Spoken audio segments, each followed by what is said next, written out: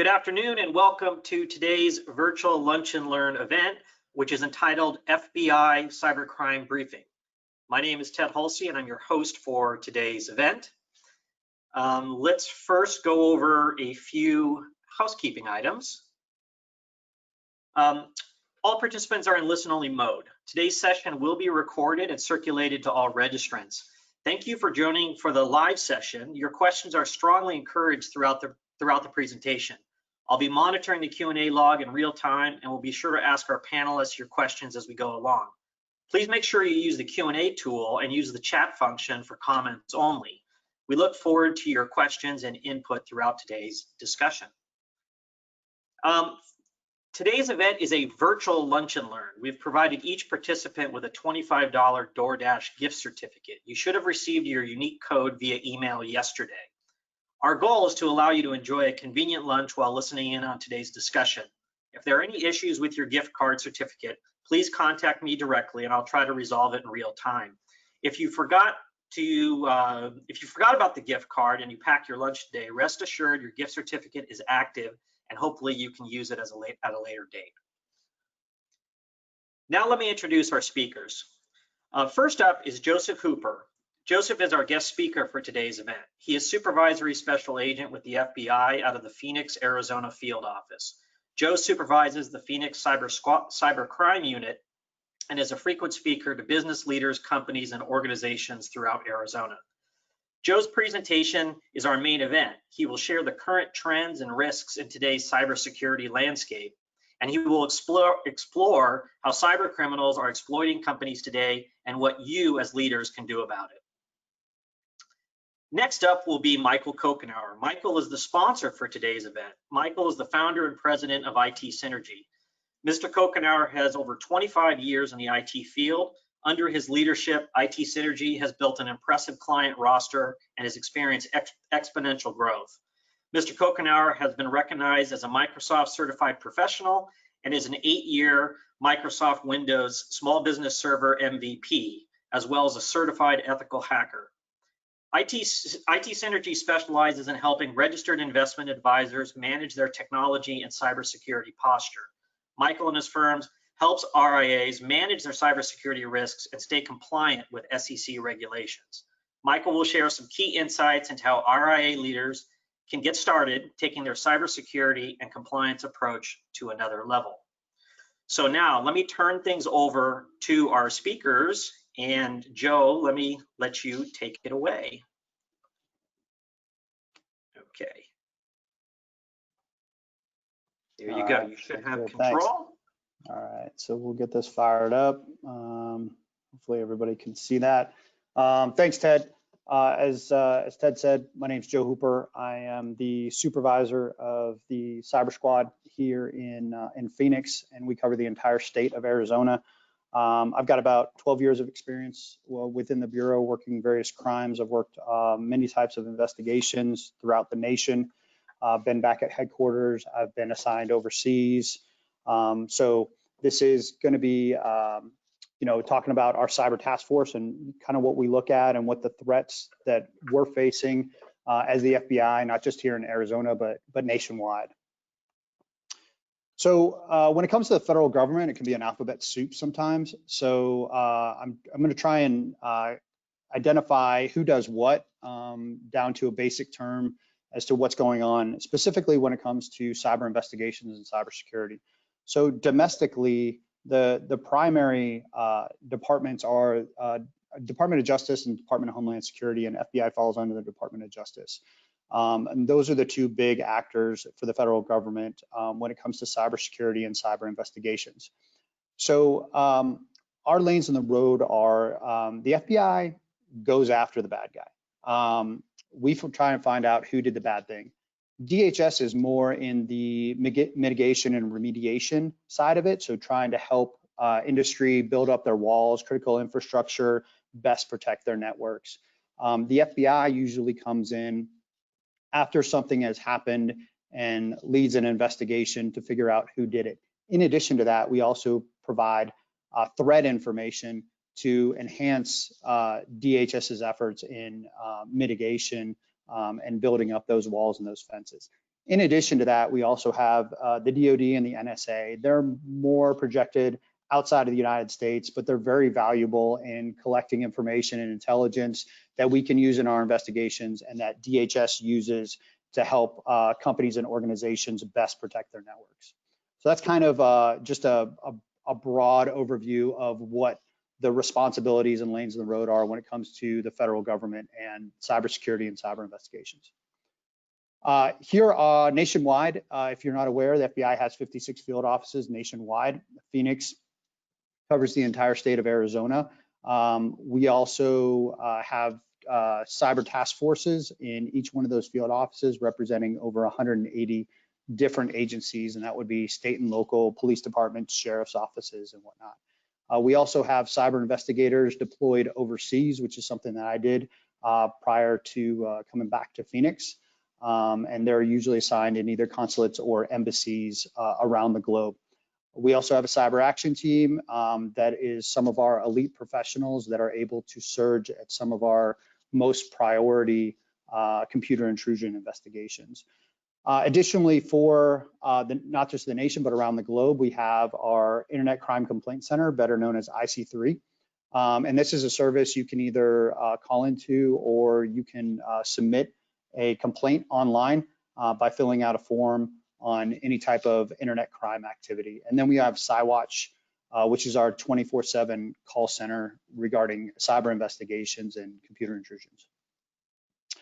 So as the Bureau, like I said, we do investigations, and we kind of categorize those investigations into 6 different buckets. And I'll work from left to right here. So hacktivism, if you think back about 10 years ago and the Anonymous Group and DDoS and defacements, that's what we would categorize as hacktivists. They're usually just trying to cause a nuisance to an organization. They may have political or social causes, but they're really just creating a nuisance, and that's primarily their objective, is to be an obstacle for an organization. Then we move into the criminals, and those individuals are primarily motivated by money. They're just trying to get an organization to send money, or individuals get money from their systems. And so that's a second category. The third category is insider threat. This may be like a disgruntled employee that has access to proprietary information and may leverage that access for personal or financial gain. Then we start moving into the realm of espionage, which can be combined with the insider threat. But we have somebody doing it at the behest of a foreign nation, trying to steal sensitive data, state secrets, proprietary information. And it's not just people that work within the government, but we also have what's called economic espionage, where foreign nations are actively pursuing US private industry, our sensitive technologies, our emerging or developing technologies to the benefit of a foreign nation. Then we move into terrorism. There are terrorist groups out there that try and sabotage our computer systems to try and impact our critical infrastructure and bring down portions of the United States. And then we have warfare, which is nation state actors that are planting the seed, trying to get into our systems in the event an act of war takes place or a conflict erupts, that they're pre-positioned to try and have some effect on our systems and bring our capabilities down. And so those are kind of the actors behind who may be doing the hacking and how we look at investigations. So what's being targeted? A lot of different organizations. You can see some examples up there, but mainly what they're after is bulk amount of information. So PII, PHI, PCI, which is identifiable information, healthcare information, credit information, and this is both criminal and nation state that are going after this. I mean, if you think about the OPM hack, the big healthcare companies, that's the type of data that these actors are after. In addition to that, they may not go directly after the organization that they're targeting. They may look at who the trusted vendors are for that organization and try and get access into a system through a trusted vendor, contract third party, even different types of software or hardware that an organization may be purchasing, depending on the sophistication level of the actors. In addition, we like to point out Internet of Things devices. Very new, very convenient type of equipment, but also not necessarily designed for security. So any type of implementation really of whether it's Internet of Things or any new emerging technology into an organization, we just remind people to make sure that they're checking the security of these systems before plugging into their network, or at least have a policy in place so it's tracked. And that way, if an issue does pop up, they can go back, and if everything's organized, they can see where the problems may exist, and that would help with any type of mitigation or remediation. And these are the types of attacks that we see. Today, we're really going to talk about ransomware and business email compromise. Those are the two that we see, not just here in Arizona, but across the nation as being very impactful to businesses and organizations within the United States. So what's the common MO? I mean, it has been this way for a long time. It's phishing. In addition to that, you'll see social engineering. We have seen actors that will social engineer their ways onto systems, calling, pretending to be different people, especially now that most organizations have moved into somewhat of a remote status. It has been a little bit easier for actors to get access to systems because everybody is remote. They're not just down the hall anymore. Weak passwords is also another thing, and then exploitation of unpatched vulnerabilities is also a common factor. And so the vulnerabilities are human error. Clicking on the links that people shouldn't be clicking on. This day and age, I think most of us have gotten some level of training regarding being cautious about clicking on links and emails that come from places that we don't recognize, but people are still susceptible to this type of activity. I'll briefly go over ransomware, and we can circle back later, but ransomware is basically a piece of software, malware, that gets put on the system and starts encrypting files. And it's hard to encapsulate all of ransomware into one slide or really one presentation, because there's so many different avenues that ransomware actors can get into systems. But basically what they do is they exploit vulnerabilities on the network. They'll either send a phishing email, or they may exploit known vulnerabilities for remote access into systems. And once they do that, they'll usually encrypt data and then send a ransomware note and ask for some sort of payment, generally through virtual currency. And they will conduct communication primarily online, sometimes through phone, sometimes through text. We've seen those different avenues as well being used. But at the end of the day, they're trying to get paid, and they're going to leverage whatever they can to try and get paid. We've seen them get very vindictive and very personal with some of their victims. And it can be an emotional roller coaster for that victim organization. And we've seen them on various different scales demanding ransom, and then at one point accepting the ransom payment. We, as the Bureau, do not condone payment for ransom, primarily for the reason as to where that money goes. It's facilitating criminal activity. However, we do understand that it is a business decision, and we would be appreciative of any cooperation that victims have in ransomware attacks, providing the FBI with information so we can pursue these actors further. But we understand that there's varying needs as to what backups are available, and then also how quickly an organization needs to get back up on its feet. So in order to prepare for any type of ransomware attack, we do recommend offline backups. And offline does not necessarily mean the cloud. It means not connected from the internet. And then figure out a period of time for that organization, how much time they can have without that data, whether it be 2 days, 2 weeks, 2 months, whatever's comfortable for that organization. And so with that backup, generally speaking, they can get back up on their feet and get rid of that ransomware and sidestep that actor with minimal impact. Additionally, as far as paying ransoms, we've seen varying degrees. We've seen ransoms paid and no key comes. And so now the organization's information is encrypted and their money was taken. In most cases, some sort of decryption key is provided, and organizations are able to unlock their files. However, some may be damaged, some may be missing, some may be corrupted. We have seen that happen. We've also seen where ransomware actors are asking or telling the victims that their information won't get posted online if they pay. And we've seen the exact opposite happen, where actually information was posted online before the ransom note was even sent. So at the end of the day, they try and make it appear to be a legitimate business deal, but these are criminals that the victims are dealing with.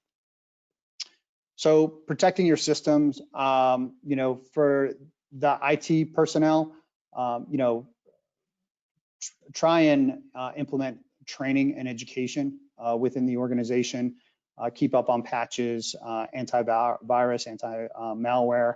As you can see in the example, where the email is coming from, and then the link in the email do not match up. These are the types of things to be clued in on. Obviously, this is an old slide. They're getting a little bit more sophisticated now, and now you've got URL shortener links that make it even a little bit harder to detect this type of stuff.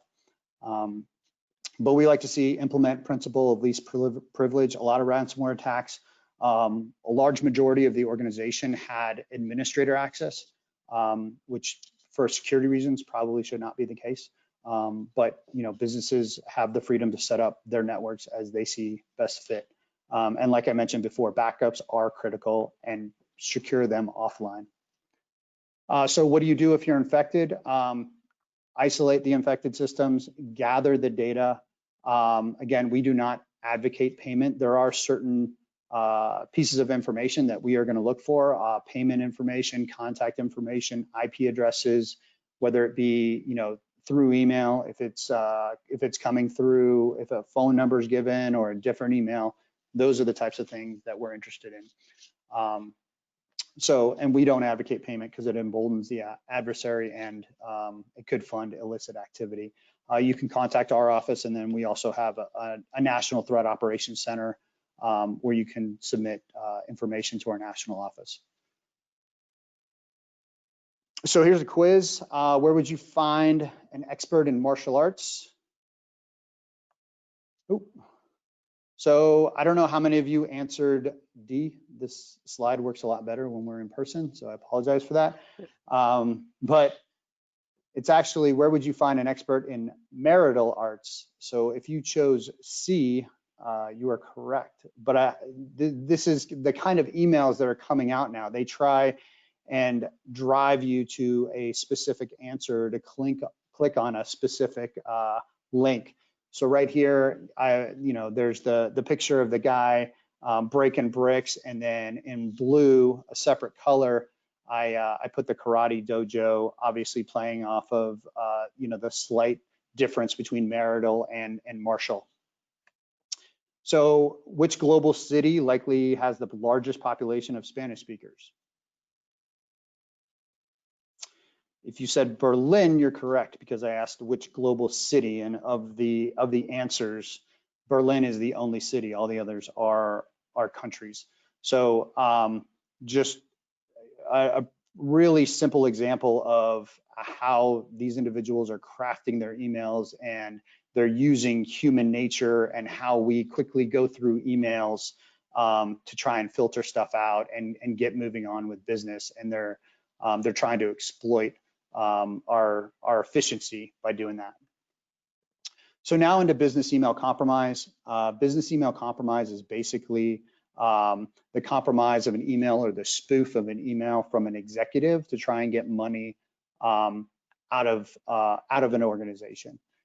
And so a popular way to do this is to compromise the mail server of an organization, and the actors will look at emails for a period of time to determine who's responsible of moving money in and out of the organization. And it may not be the CEO. And in most cases, the CEO, they may not be that concerned with that account or the CFO's account or the COO's account. They want to look at who works in accounts payable and accounts receivable, who is actually moving that money, and they will try and target those individuals as the victims. They will try and use the personas of the CEO or the COO, but it is usually the accounts receivable, accounts payable people that they're trying to leverage to move money. And so here are some popular things we've definitely seen around the nation and here in the state of Arizona. Real estate, if you're buying a house, there's usually a movement of money in a small time frame, and they will try and leverage that wire transfer, knowing that a buyer is going to be very motivated to move that money. They may compromise either the real estate agent or a title company, who usually sends the wiring instructions to the buyer, and then the bad guy will come in after that, pretending to be either the agent or the title company, and telling them they made a mistake. The payment is now moved to the left a little bit, and oh, by the way, I gave you the wrong bank account number to wire it to. And the buyer, just trusting the email, will send it along. So these are the types of schemes. The big thing that we asked to try and prevent this is really kind of falls in line with multi-factor authentication. Is don't just trust the email, but pick up the phone and call a known number. If it's a real estate agent that you've been working with or a title company you've been working with, pick up the phone, call that known number to validate that this is true. And same thing in business. If there's a strange change to purchase orders or money movement, is contacting that organization to get to determine whether the transfer is legitimate or not. So here are some statistics from past years. BEC complaints, 1.2 billion. Last year, I believe it was up to, that's a current. So this is last year's statistics, is $1.2 billion in 2019 loss is what we're looking at. So here's an example of kind of how this works. So criminal actors will go online and use we'll use a little bit of social engineering, but social networking tools to identify who is in a position of power or an executive within an organization. And so we notice here that Bruce Jones is the chief operating officer at Bridge Inc. And so the actor is looking at this individual. At the same time, it'll search that same network and identify that accounts payable clerk at Bridge Inc. is Monica. And depending on the different networks, there's varying levels of information regarding these people on there, which the network was designed for collaboration and was designed to move business and for legitimate people, but bad guys can leverage these types of networks to gather information and target individuals within organizations. So the bad guy creates basically a spoofed account, a fake email for Bruce, and registers a domain instead of bridge.com is br1dg.com, and will attempt to target Monica within the organization. And so here's we pulled this information. Obviously, the names have been changed, but this is actually from one of our investigations. And you basically have the spoof CEO asking about an international wire transfer, and Monica replying. And so he tells her, what it's about, and then she says she's having problems with her VPN, but she should be able to have it done shortly. And then she asks questions, which is very good. Ask questions, because as you ask more and more questions, we start peeling the onion back to figure out what's actually behind this. And so Monica is absolutely doing the right thing now. And I mean, she thinks it's a legitimate purchase, but as you can read the emails, you'll see in the emails it comes through, she's not feeling that something's right. So, Bruce is sending very short, succinct emails, and then email me when the confirmation's completed, demonstrating a certain urgency behind this. And so Monica asks more questions. Is for last year's work or for work that's going to be done this year? If you notice the date, it's right around the new year. And so very legitimate question that she's trying to understand, what bucket of money to pull this out of. And so he answers her back. And then again, she asks more questions, which is absolutely the right thing to do. Give me a copy of the service agreement, whatever policies and procedures are in place for different organizations. Those are the things to kind of stick to or establish if they aren't already established. And so he asks, he says, yes, I'll do that for you tomorrow, pushes it off to where she can't get eyes on it beforehand. And then again, a soft urgency. Is the wire out yet? And then, she asks another follow-up question, where am I pushing this? And then you can see it's going overseas. And depending on the organization, that may be normal course of business. In some instances, that may be a red flag as to stuff going to Hong Kong, or even if you are, if your organization does send money overseas, it may be to only certain areas. And this, if there's a deviation from that, that's also going to be another flag. And then again, she's asking another question. She's doing absolutely the right thing in asking these follow-up questions. But as you can see, these bad guys are very proficient at what they do. He's answering everything that she's throwing at him, even to the point where she's asking him to call her. And, the executive, why are you questioning the executive? He says he's not available. And so, and then in her response, she even expresses to him that she's not comfortable with this. For some reason, this doesn't feel right to her. I mean, $93,000 to some organizations that may be very small, but in other organizations that may be pretty significant amount of money. And so he basically pushes it out to her. Why are you questioning me? Why are you questioning the executive?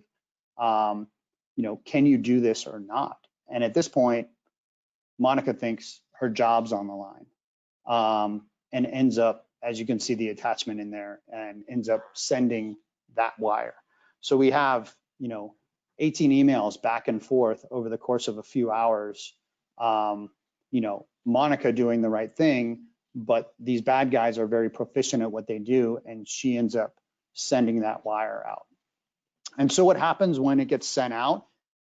It's usually not going directly to the bad guy. It'll go to what we call a money mule. And this is just usually an account that is handled by an individual that has some level of contact with the bad guy, either directly or through intermediaries. And they will try and get that mule to move that money out of that account as quickly as possible. It usually will not stay there for more than a couple of days. And that's because they don't want any frozen funds, or the company eventually is going to become wise to this, and they don't want that money to stay there, and they want to move it along, and usually out of the United States as quickly as possible. And so money flows through a series of events. It could be wires, checks, money service, cryptocurrency, but will eventually reach the bad guy. And that's how they do it. And it's a very sophisticated network. It's different for every actor as far as what their preferences, what they use, what resources they have available to move this money. So how do they do it? A lot of times with money mules, it can be romance scams. It can be work for home type of businesses where they're moving money. They have bank accounts locally nearby, and they're asked by their whoever they work for, or if it's a romance scam, whoever that individual is involved with, they'll ask to move money. And so that's just a couple of examples of how these money mules work. And the reason that they do it so quickly is because the transaction period takes a little bit of time, but they don't want the organizations, the victims, to become aware of what's going on in time to stop or freeze that account. In addition, the reason that it's growing is what you see in front of you is a dashboard for a remote control of systems. And so there's a lot of easy user interfaces that these hackers use to make it easier for them to conduct this illicit activity. In addition, the reason that it's growing is that personal information is cheap. They can go to free services out there and get people's emails, names, addresses, phone numbers, sometimes social security numbers, and it's all publicly available online because of data aggregation, information that has been pulled from accounts or has been freely given based on terms of service. It can be used for marketing, and then there's groups out there that will aggregate all this data, primarily for sales is what it's been done, but it can also be leveraged by illicit actors as well. Target lists are free, and so here are examples of locations where there are mailing lists and just lists of individuals throughout the United States that you can that can be obtained by anybody. You know, people that are in sales and in marketing absolutely will use some of these services, but then criminals can use them as well. And then business email compromise is very adaptable. We went through a business, but then, you know, debt consolidation, student relief debt, targeting the elderly, early retirement packages, all of these types of advents that are, you know, require movement of money is really what they're going to be targeting. Money mules can be a challenge. Moving money for an illicit actor, you know, can be criminal activity, but however, as the last line shows, many don't realize they're breaking the law. If they've gotten into a romantic relationship and they think they're moving money for the person that they've fallen in love with online, that in and of itself, it may not be a crime. You know, if they're unwitting and they're moving money, not knowing where the money's coming from, that may not necessarily be a crime. And so that's why it can be a challenge to pursue these money mules, because they may not know what exactly they're doing. So what can you do? Policies and procedures. If you are, you know, if you consult or advise with organizations, making sure that they have, emphasizing that they have policies and procedures in place to help best protect against this. And then for your own organization, make sure those policies and procedures are in place. And don't just make it and leave it, but update it. You know, the cyber attacks are constantly evolving, so it does require, you know, some sort of periodic check on policies and procedures within an organization to make sure your organization is trying to stay ahead of the threat. Password discipline, using long passwords, considering changing them frequently, not using, you know, more than one password for one account. So here's just one grab, and they have a bunch of these online as far as popular passwords. So 123456 was the most popular. Password 1, password QWERTY. These are all the popular passwords that were out there a few years ago. So all of these were compiled from stolen data, about 1.4 billion compromised accounts, and these were the popular passwords that were out there. So of the 1.4 billion, about over 9 million had 123456 as a password. So that was that's a lot. Information technology safety, patch and update. Immediately, once a patch and an update comes out, it's been out there for a little bit. So it should require some sort of immediate action by the staff in order to best protect that network. Down at the bottom, depending on how many resources you have, you know, splicing off between personal email and web activity from their professional work is desired, just so somebody's personal activity may not be infecting their professional activity. And I understand that's a very hard thing to do right now, especially when we're all remote, but it's something that the organization should keep in the back of their mind and try and work towards. Checking rules with business email compromise. What I mentioned before is that the actors will sit on a network and look on a mail server. What they usually do is create forwarding rules. So they will access the mail server, they'll identify whose email accounts they want to see, and they will have those emails forwarded to another account.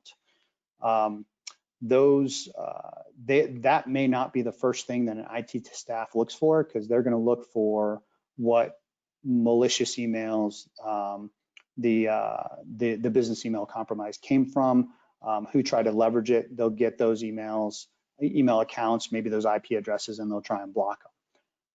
They need to go in further and look at the forwarding rules of all of the individuals and see if everything makes sense. If it's going to strange accounts or accounts that are not associated with that individual employee, then those are things that should be mitigated and remediated. And sometimes that's over. We've seen organizations overlook that, and the actors never left the mail server. They had visibility into everything. Additionally, if they're getting forwarded emails and your organization is compromised, limiting email traffic is advisable as well, because if you're talking about coordinating with law enforcement, not moving money, they will be privy to those types of information. Whatever your strategy is, they'll be able to read that. So it's just something to look for to make sure that you've gotten them off of your system. So here's a webmail example of forwarding emails. This is just one example to show you about account activity, and kind of what you can do is take a look at login activity of your account to make sure that it marries up with where you are. Usually location IP address is a good indicator as to whether it's legitimate activity or not. Some of these actors will absolutely use VPNs within the United States to try and minimize that, but check the IP address and make sure it's something that lines up with wherever you're logging in from, whether that's from home or from the business. Consider pen testing if you have the capability and resources. We advise having somebody test your network from the outside, giving an objective view, and usually providing recommendations for that organization how to best protect their network. And then social media, limiting social media. Social media can be a great thing to enhance business, but at the same time, it gives people, or gives bad guys, an idea of where people are going to be at certain times, when executives are going to be out of the office and out of reach from their employees, and that's when they're going to try and exploit people. So if you are a victim, contact your bank for BEC, and then contact law enforcement. And FBI works this as well as US Secret Service, and we can initiate what's called a financial fraud kill chain, where the Bureau works with financial institutions to try and stop those payments if we get a report that a payment is fraudulent. And it's varying levels because each organization is different, but we've worked hard to establish those relationships, and we do have a team back east that works with IC3.gov and our SciWatch to start that process as quickly as possible. Again, change email passwords, check your account, check your forwarding rules, and then also for bank accounts, just as an extra level of protection, is checking those banking passwords to make sure that the actors haven't moved off of the business network actually onto the banking system to move money. And here are some other resources. FBI.gov, you can contact us. Phoenix FBI, if you use any search engine, you can search it and you'll come up with a number and an email address to report. And then IC3.gov will actually have a form for you to submit it. So even if you're a victim, you don't think anything can be done, it's past due, and there's not much that you were able to accomplish, we would still like the information because it adds to our investigation, and sometimes can help us find out who these bad guys are. So I think, do we want to do questions now, Ted, or do we want to wait till the very end? Yeah, no, I think right now, pardon me, right now is a good time for everyone to ask questions for Joe Hooper and the FBI. So let me just kind of dive into the Q&A log. So just to everybody listening in, go ahead and submit questions in the log. But Scott asks, how quickly, when there is like a wire that's been sent incorrectly due to fraud, how quickly do you need to act for that financial kill chain process to be effective? Is there some guidelines on that? Absolutely. Usually within 72 hours. Within 72 hours, we have a very good success rate of getting it back, and that a lot of that is dependent upon the financial institutions that are at play as well. How cooperative are they? Are they domestic? Are they international? But 72 hours is generally the rule of thumb. Outside of 72 hours, I'm not saying it's not impossible, but it becomes significantly harder to obtain that money back. And some of it will be dependent on the actor. Have they moved the money already? So there's a lot of factors that go into it, but if you think about the 72 hours, but again, I'll emphasize, even if it's outside of 72 hours, and we've had multiple organizations come to us months after something has happened and provided us with information, and we're appreciative of that information because it just adds to our investigation. It gives us a little bit more insight as to who these actors may be. Okay, and then maybe back on the ransomware topic, just what's the general trend around ransomware? Is it increasing? Is it getting worse, or has kind of like the biggest wave of it already hit us and things have been declining in that arena? So it's changing. I will say a few years ago, each ransomware was done by different actors, either one actor or a group of actors, and now we're starting to see it evolve almost into a business where developers may lease ransomware out to other criminal actors who may not have the sophistication to develop this type of system, and so they'll lease it out for either for a flat fee or a percentage, which does a couple of things. It makes it harder to identify who's actually behind this when multiple people are using the same ransomware but are identifying different exploits on how to get onto a network. So we do not see this as going down. It's just going to evolve. We're still pursuing these actors. However, many of these actors are savvy to US law and understand and know there are certain places that are a lot harder for the FBI to reach, and they will generally try and operate from those areas. Our effort is to identify these individuals and bring them to justice. And bringing them to justice is, either later this week or years down the road.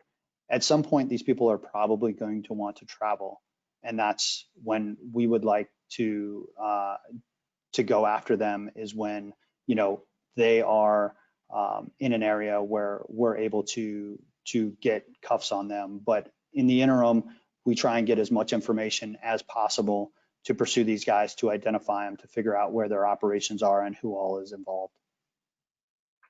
Okay, and then what I want to do is invite Michael to kind of jump in here, because there's a couple of questions that have come in that are more of a kind of a technical best practice nature. But Kim just wants to know, and Joe, chime in on this as well. But this, I think you caught people's attention, Joe, with this with the conversation around the email forwarding.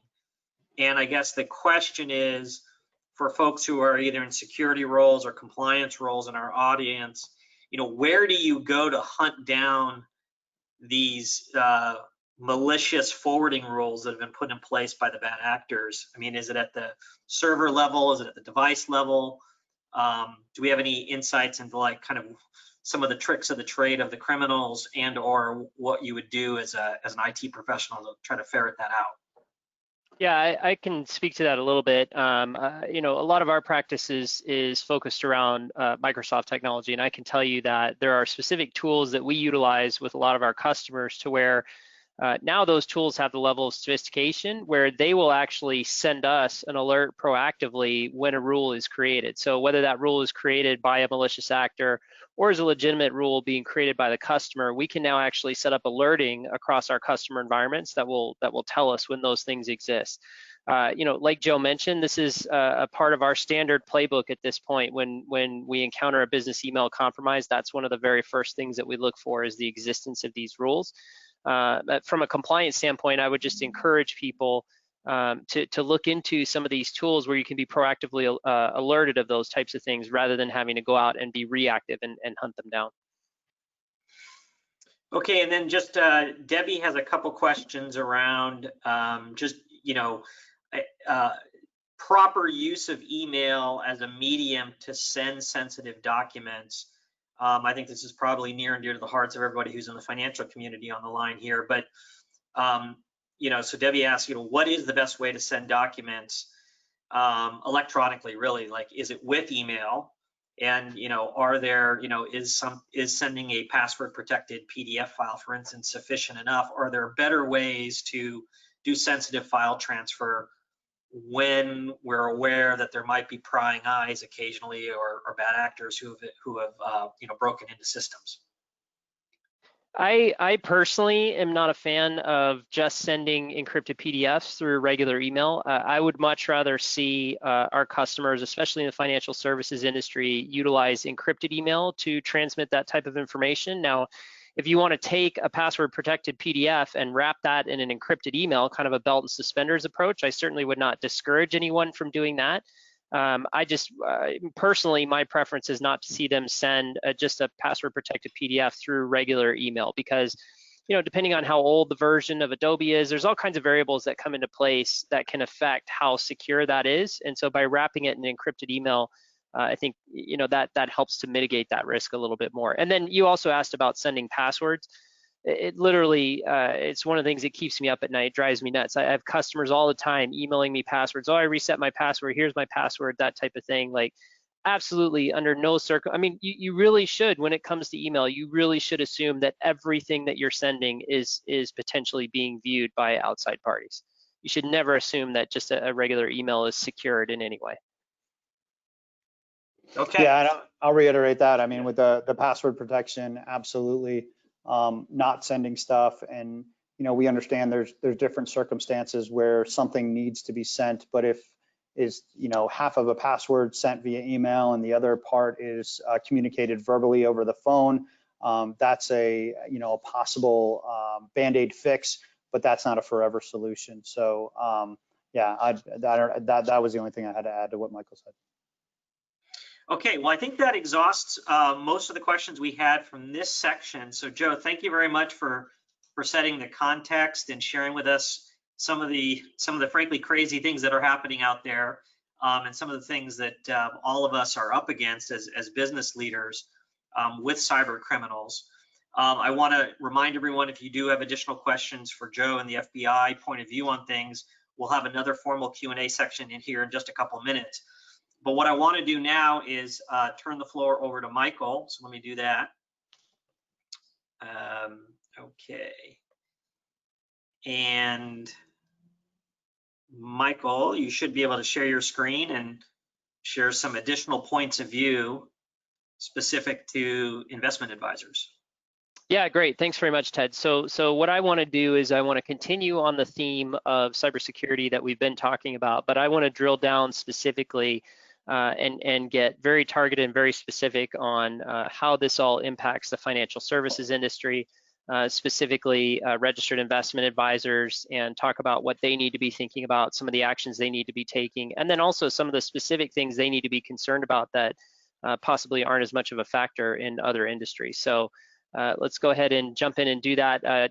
I'll skip over the intro slide. Ted gave this to me already. Certified ethical hacker is the one that most people like to talk about.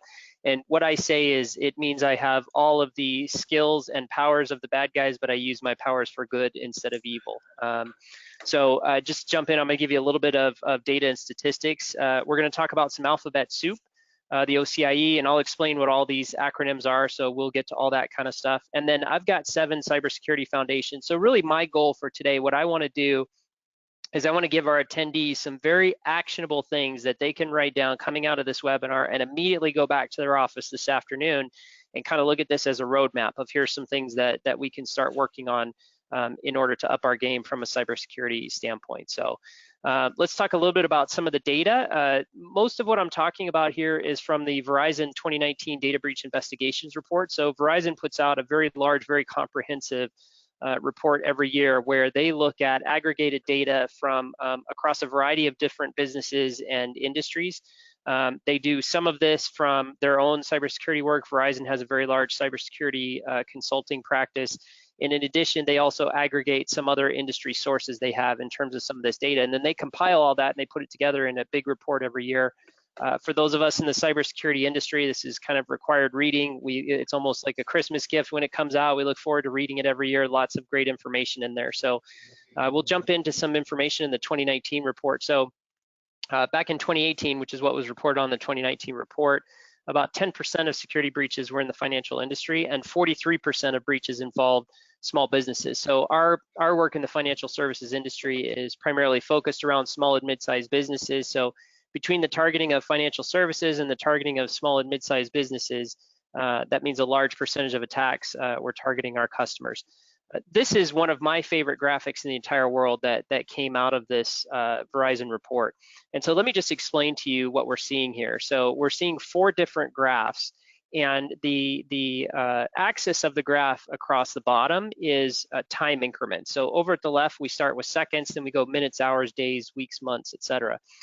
And so the first thing it shows is from the first visible physical action that a malicious actor takes in order to try to compromise your network, how long is it until they're successful? Now, they may have done some research ahead of time. Joe talked about gathering information from public sources, social media. In my world, that's called open source intelligence, where they can go and get. So we're not talking about that. We're talking about from the time they take a first visible physical action to compromise your network. The report found that they were generally successful within a period of minutes. And so that tells us that it's not very difficult for them to get into their network once you've been targeted, once they've done their homework, and once they launch their attack. The second graph down shows once they're in, how long does it take before they start exfiltrating data? So a lot of that data that Joe talked about, the personally identifiable information, healthcare related information, payment information, credit card numbers, that type of stuff. And you can see again that generally from the moment they're successful, they're going to start to exfiltrate that data within a period of minutes. Now, the third graph down is the one where it really starts to get disturbing. And the third graph down is showing us once they're in and once they have started exfiltrating data, how long is it until the business detects that that malicious activity is going on? And you can see that the greatest kind of bump in that graph is in the period of months.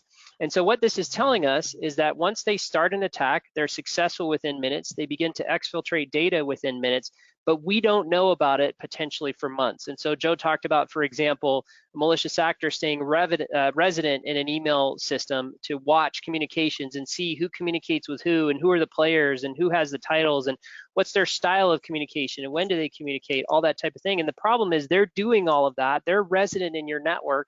They're stealing your data, and you likely don't know about it for months.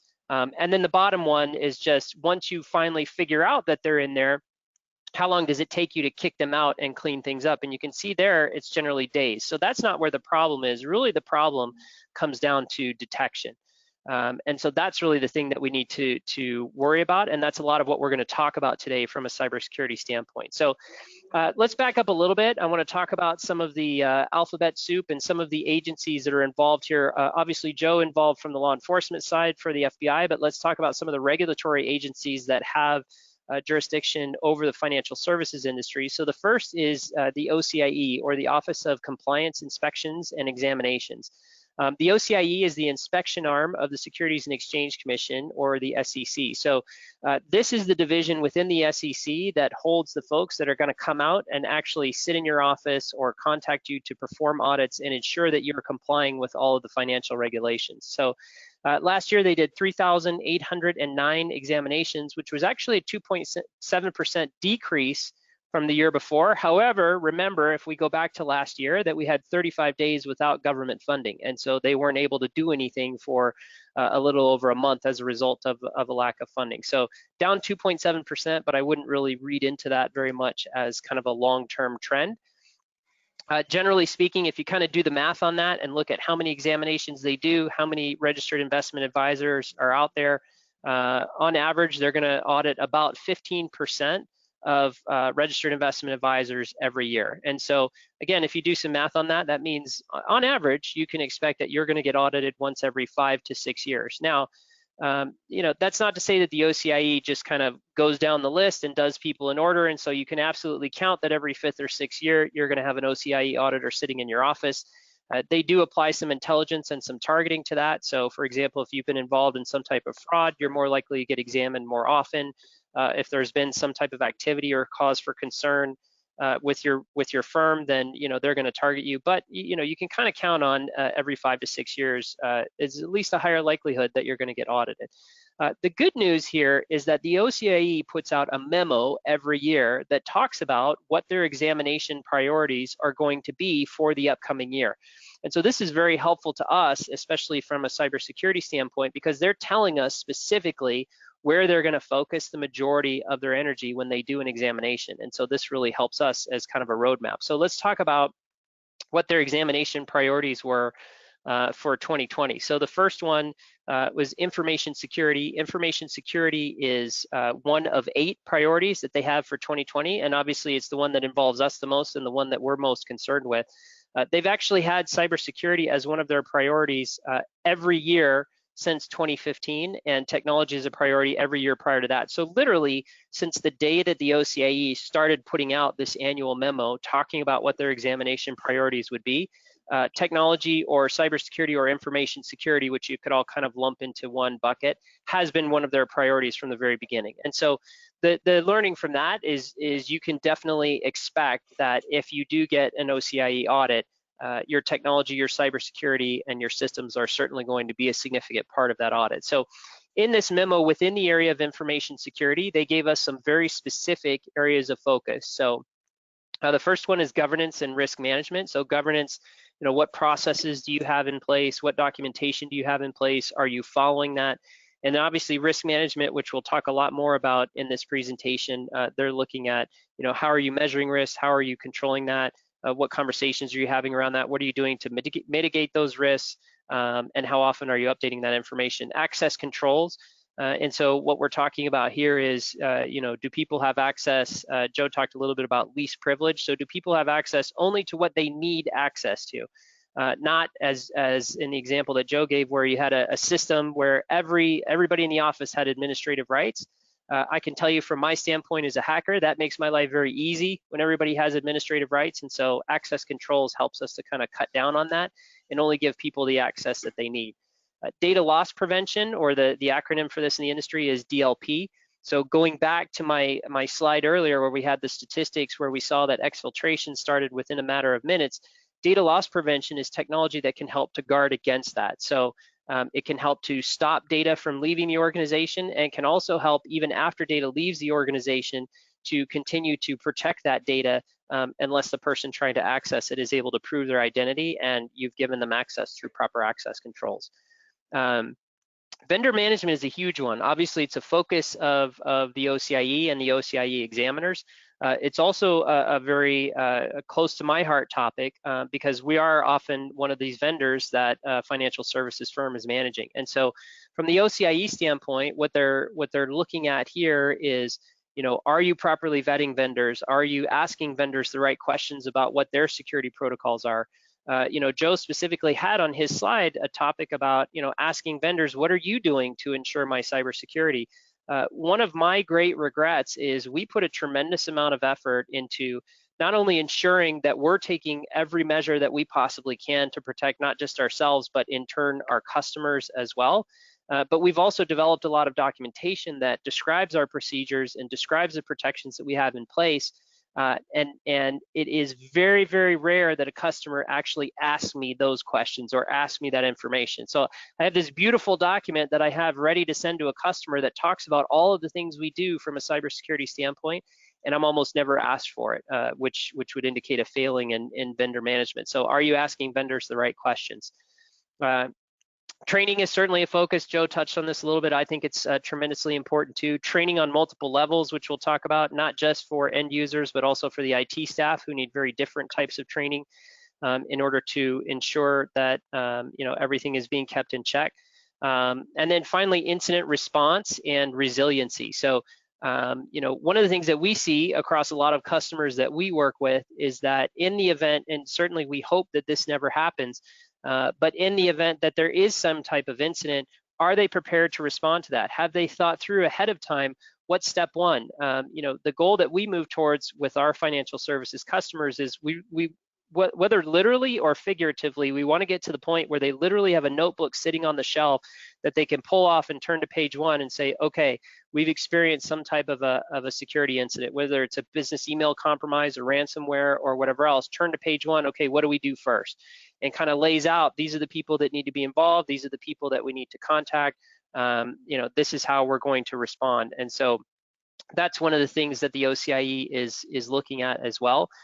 Which is your ability to respond. And then if there is an attack, what is your ability to survive that attack? So what types of things do you have in place in order to be able to get through that and restore your systems to normal working order, especially in financial services as it relates to customer data, accounts, account balances, records, that type of thing. They want to make sure that that's all survivable in the event of a cyber attack. So I want to talk a little bit about, and there's a lot of alphabet soup up here, so NIST CSF. The NIST is the National Institutes of Standards and Technology. And so in layperson's terms, the way that I kind of think about this is like the science department of the federal government.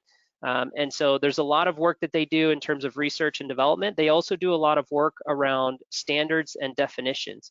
And so the NIST puts out something called the CSF, or the Cybersecurity Framework. And so the Cybersecurity Framework is one of the standards that the NIST has defined, where they have come out and said, this is a model and a framework that businesses can follow in order to ensure that they have a good cybersecurity posture for their organization. And so version 1.1 of that standard was published back in April of 2018. And within that, they define 5 functions. Within the functions, there are 23 categories and 108 subcategories. So just to give you a quick glimpse, this is a screenshot from one page of the NIST Cybersecurity Framework Standard. You can see over on the left, we have the function of identify in blue. The category is asset management, and then we have a number of subcategories within the asset management space, where they talk about, here are some things that you need to do in order to have a good cybersecurity posture. So this is an example of a cybersecurity standard. I'm going to talk a little bit more about standards in a minute, but this is one that I think is important and is the one that we have chosen to align with, and I'll talk a little bit about why. So at this point, what I want to do is I want to jump into what I talked about earlier, which is the 7 cybersecurity foundations. And so my goal with this is to give you 7 actionable things that you can leave this webinar with today, take back to your office, look at it as your roadmap or your to-do list, and start working on these things. So the very first thing that I think is important in order to move your organization forward from a cybersecurity and a compliance standpoint is you need to choose a standard. So there are a lot of different standards out there. I've got some alphabet soup up here for some different organizations that publish standards as it relates to cybersecurity and technology. You can see NIST is the 3rd one there. There are a couple of other organizations as well. Most of these actually are commercial organizations. The NIST is funded by the federal government. So I want to talk a little bit about why we've chosen the NIST CSF that I talked about earlier, or the National Institutes of Standards and Technology Cybersecurity Framework. The first is that it's put out by the federal government. And so that guarantees that it's got some longevity, that it will be updated, that it will continue to evolve as a standard, that there are lots of different inputs that come to that standard, that it will be funded, all those types of things. The other is that the SEC, in a guidance update they put out in April of 2015, did specifically refer to the NIST CSF as a standard. And so that to me was very significant. Obviously, the SEC as a federal government agency can't really endorse a commercial organization or a commercial standard, but because the NIST is published by the federal government, they have indicated in this guidance update back in 2015 that the NIST CSF is a good framework to follow. And therefore, not necessarily that that's an endorsement, but just their validation that we think this is one example of a good standard was for us enough to say, great, that's a good standard to align with. The other thing that's great about the NIST CSF is that it's free. And so some of these others that are supported by commercial organizations involve a large expenditure either to that organization or potentially to a third-party auditing firm that will have to certify your compliance with their standards. So the fact that the NIST CSF is free, I think, is also a big one in their favor. And I talked earlier about the federal support for it. So that's the first thing, is you've got to decide on a standard, because certainly there's a lot of overlap between these. And so it doesn't make sense to choose more than one. So you've got to decide on one. And then once you've decided on that one, you can really start to align with that one. So the second thing that we recommend is that you begin your journey as it relates to cybersecurity and compliance with a risk assessment. Now, the reason I feel that you should start with a risk assessment is this proprietary model we've developed, which I refer to as risk-informed decision-making, or RITM. And essentially what that says is that your decision making as it relates to technology should be informed by risk assessment and risk mitigation in your organization. The perfect example that I always give about this, and one thing that's a bit of a thorn in my side or a pet peeve of mine, is we'll often have a customer who has an executive or somebody that goes out to a conference or attends a webinar or whatever else, or has a quote unquote buddy who heard about something or had something happen in their organization. And then they come back all hot to trot and talk to us like, wow, there's this new technology that's out there, this new firewall or whatever it is. We got to get one of these in our organization right away. And if we've done a proper risk assessment, it gives us the opportunity to say, well, hang on a second. We put a lot of time and effort into doing this risk assessment.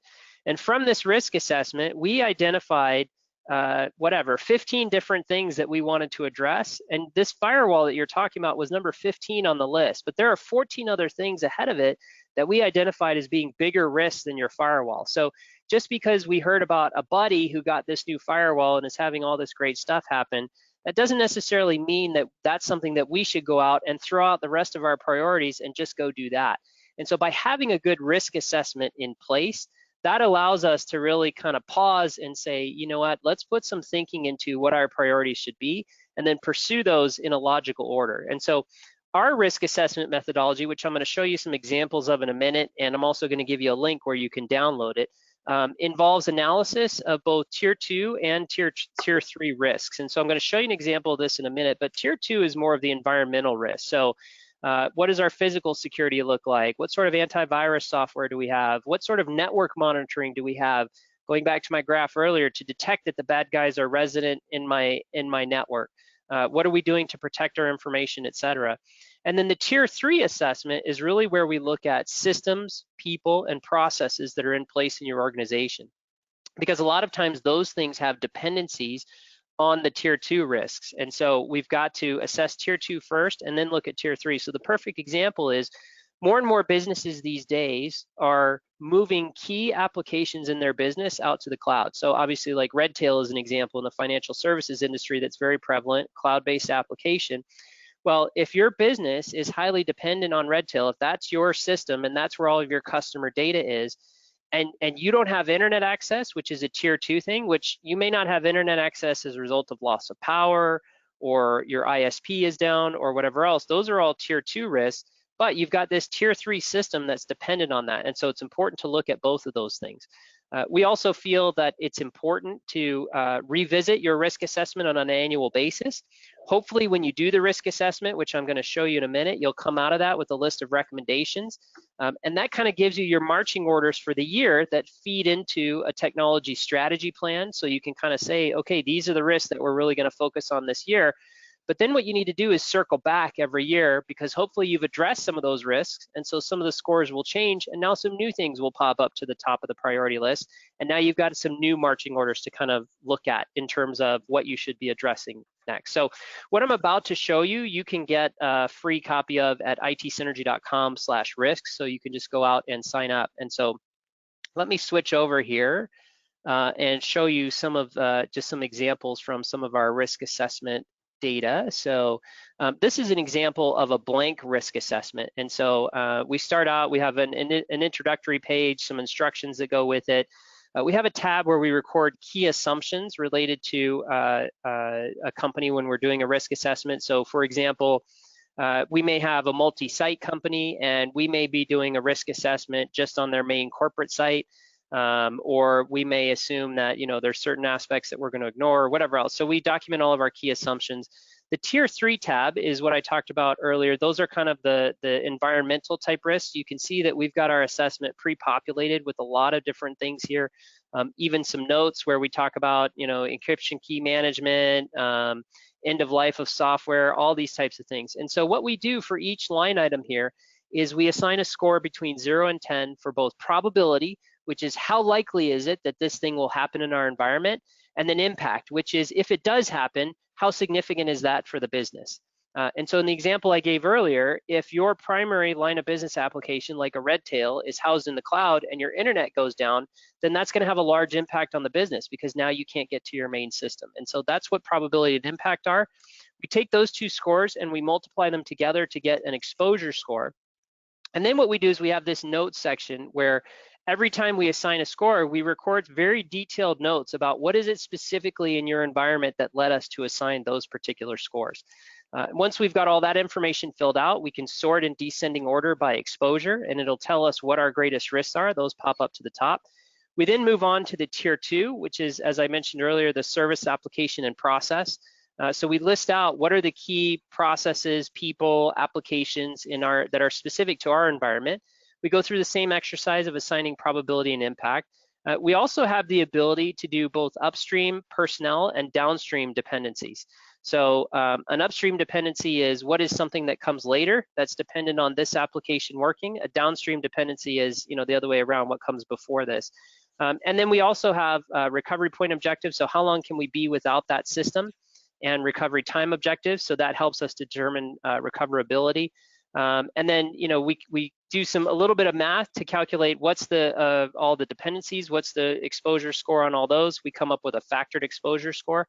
We then take that out and put it into a scatter graph so we can see what our greatest risks are. Obviously, the stuff in this red quadrant is the stuff that we're going to focus on first, because those are our highest priorities.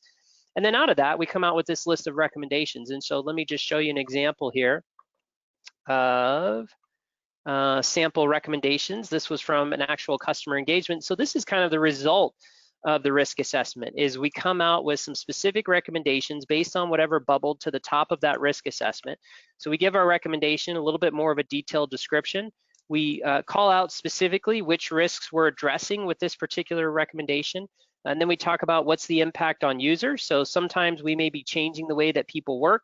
When we implement two-factor authentication, for example, now there's additional steps for people to get logged on. So we want to make sure we're assessing the impact on users.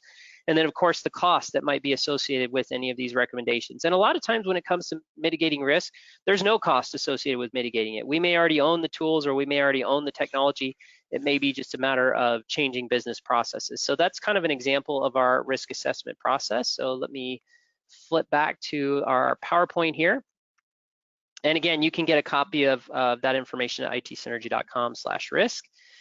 So the next thing, number 3, is I want to emphasize, and this is very important, every talk that I have ever heard from an OCIE auditor, either current or former, is, you know, so I have here cybersecurity compliance is not a one-time event. So there are some rules in the Advisors Act that specifically state you need to review this information at least annually.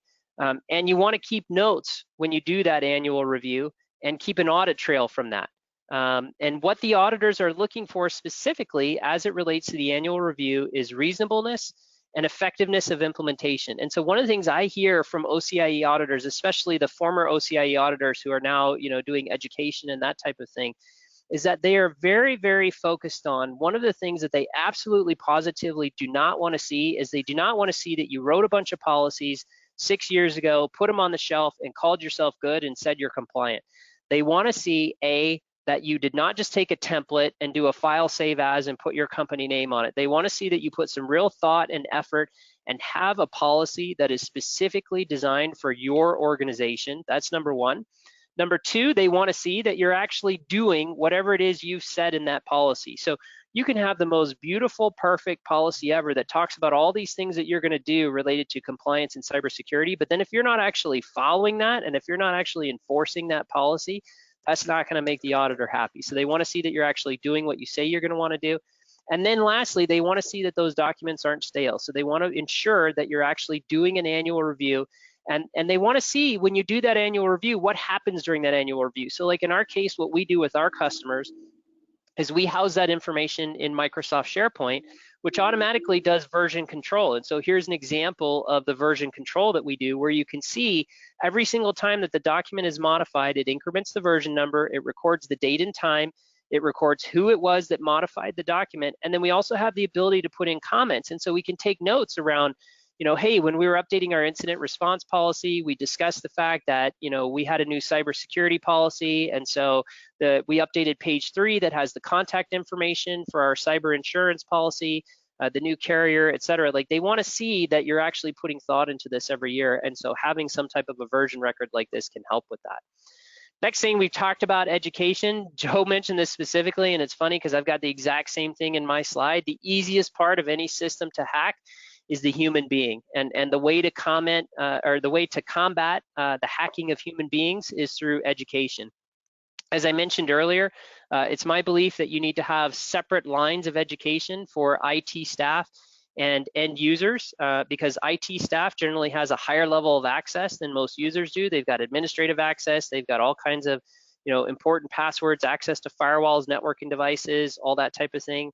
And so they need a very different type of education than the end user, who needs to be more trained about things like Joe talked about, the business email compromise, recognizing phishing emails, that type of thing. And so the answer to this is training.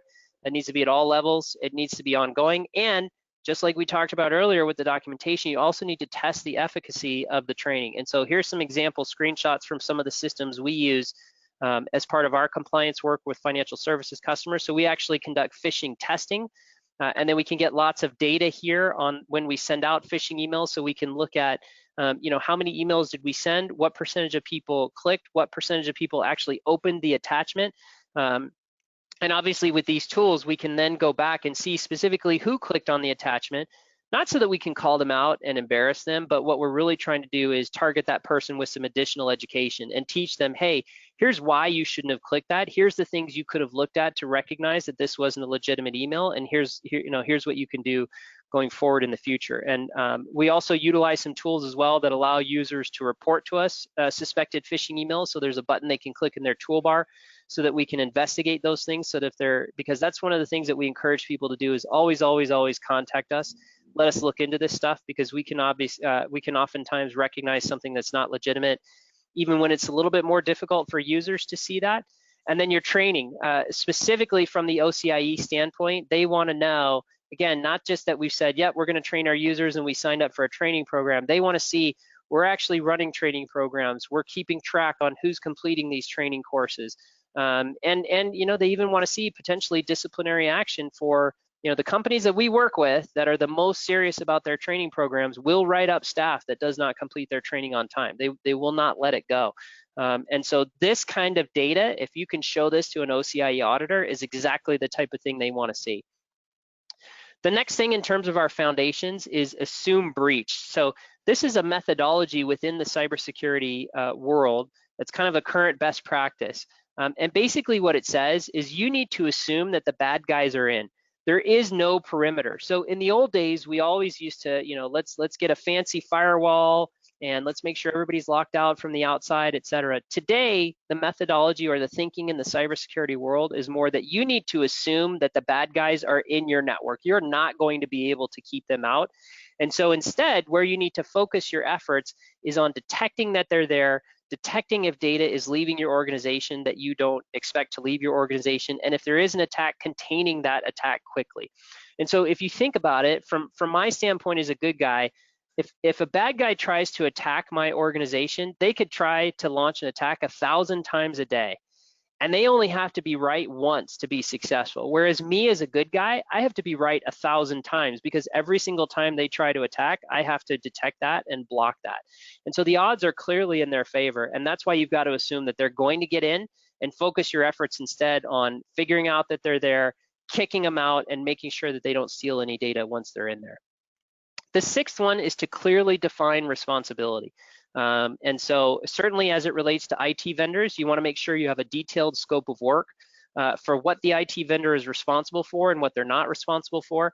I touched earlier about asking them for a statement of their own internal security practices, I think is very important.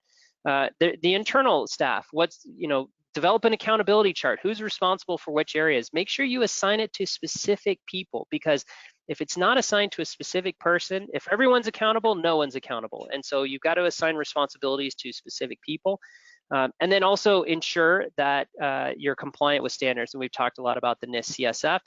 And then the very last one that I want to talk about is risk management doesn't mean risk mitigation. So as I mentioned earlier, I showed you the risk assessment framework. Not everything is appropriate for every size of business, and the OCIE auditors are very realistic about realizing that. So they don't expect you to spend millions of dollars or billions of dollars and have a level of cybersecurity inside your organization that is equivalent to a Bank of America or something like that, a very large enterprise organization. They understand that you're a small and mid-sized business, and so they just want to see that you're doing what is reasonable for your business. And as long as you document, hey, we have decided not to do this for this reasoning, and this was our thinking, and this is why, that in most cases is going to be enough, assuming that your logic is sound, to satisfy the OCIE auditor. They don't necessarily want to see that you fixed everything. They just want to see that you have at least considered it and made a logical decision about whether to do it or not. Again, they want to see that you're auditing that on an annual basis. And just remember, you can't conquer the entire world. You want to prioritize. So this is kind of how we look at cybersecurity. When we talk with our customers, this is the chart that we look at. So what you're getting from your IT company today is kind of this orange layer at the bottom. We then adds a number of other layers on the top specific to cybersecurity, and then the very top one specific to compliance, which involves a lot of this annual review and documentation. This kind of talks about so this is a picture on the right of our process, how we look at it. It's this kind of ongoing annual circle of doing a risk assessment, feeding your strategy plan, then aligning your standards with that strategy plan. Of course, budget is always a factor, and then just rinse and repeat every year. So leaving here today, I would encourage you first, complete a risk assessment, evaluate and choose a standard. We like the NIST CSF for the reasons I talked about. Once you've evaluated where you are against that standard, identify the delta and create a plan. There are lots of different tools. SIM is security incident and event management. That is some of that detection technology that we talked about. We talked about training and education. Identity protection, meaning ensuring that when people are signing on or sending emails, they are who they say they are. So with that, I will go ahead and wrap it up. Oh, I'm sorry, and data leakage protection we talked about as well. That's the exfiltration of data. So with that, I will wrap it up, throw it back to Ted for questions, and I do have that website up there that we talked about earlier, the itsynergy.com/risk. Okay, we covered a lot of ground there. We have just a couple moments left, everybody. So about, no more than 7 minutes. That's enough time for 3 or 4 good questions. So please, I encourage you to dive into the Q&A log. This is a good chance to get a final question over to Joe or to ask Michael for some further details. I'll just throw one out there. Michael, a security risk assessment. You talked in detail how you guys go through the process. Can you go up one level and talk about kind of who needs to be involved from the client? How long does it take? If it's done correctly, what kind of expectation should people have about how involved it is? Yeah, that's a great question. And the first part of your question, the answer is it really depends on the size of the organization. So if the organization is large enough to have internal IT staff, then certainly we want them involved because they often have intimate knowledge of the systems. definitely we want executive sponsorship. At the end of the day, the result of the risk assessment is something that is most interesting to at the executive level and at the board of director level. And so certainly we want involvement from that level as well. And then we often get involved, whether an organization has internal IT people or not, as the independent third-party assessor. And we also have a lot of tools that can automate and facilitate the gathering of data in a much more efficient fashion than if we did it manually. Okay, and then what, maybe you can make just some generalizations about what is the most common theme, or what are the things that bubble up to the top that are both, very common and high risk that you see in a lot of clients in terms of risks that do need to be mitigated? And then what are some, maybe a related question, which is, what are some of the surprises, like where are clients like super surprised? Yeah, I think probably the biggest one that comes up the most is really my tip number 5 or my foundation number 5, which is assume breach. I think that an extremely high percentage of small and medium businesses are still kind of mired in that older methodology of the castle, right? We're gonna build a big wall and we're gonna put a moat around it and we're gonna keep our drawbridge up and that kind of thing, and we're gonna put all of our effort into keeping people out. And I think in the modern world, especially with, Joe talked about nation states and a lot of times getting involved in a lot of this activity. The NSA refers to the big 4, which is Russia, China, North Korea, and Iran, that have very well organized efforts targeting companies in the United States, especially companies like ours. And the issue is, the overwhelming majority of small and mid-sized customers, once those guys penetrate the perimeter, which I'm saying it's inevitable they're going to do, there is nothing to detect that they're inside. And so this malicious actor is effectively, going back to my analogy, walking around the inside of the castle freely, and nobody's challenging them or asking any questions. And I think that's the hole that we see that comes up most often. And what are the tool sets that get put in place, or the best practices that are the best mitigations to those? The one that we put in most commonly when we do these risk assessments what ends up ultimately on the recommendations is the security incident and event management, which is one of the tools that I talked about at the end, which is a very long fancy name for basically a device that sits inside the network and just looks at every single piece of traffic that flows across the network, and it looks to match patterns. What a bad guy does when they get into a network is fairly well known. They all do the same thing, right? Because they all have similar motivations, whether it's financial or hacktivism or all the things that Joe talked about.